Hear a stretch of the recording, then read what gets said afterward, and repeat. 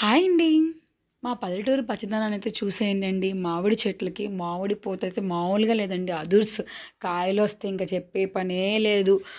ఎవరొచ్చి కాయలు కోసుకుపోతారా అని చెప్పి ఎప్పుడు మనం చెట్ల వెనకాల చూసుకుంటూ కాపు కాస్తూ ఉండాలనమాట.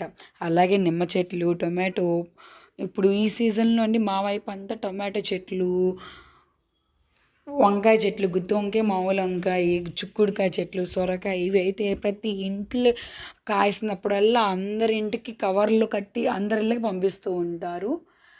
ఈ ఈ గల్లీలో వాళ్ళందరికి వచ్చాయా లేదా అనేసి ఇంకో గల్లీ అన్నట్టుగా ఆళ్ళందరికి పంపిస్తూ ఉంటారు.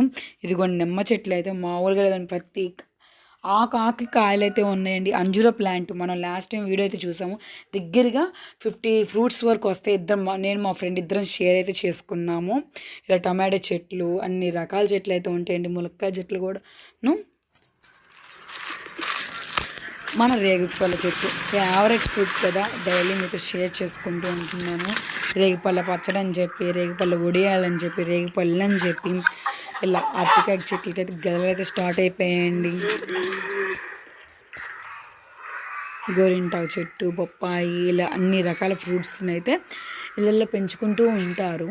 బట్ మన సిటీలో అయితే గార్డెన్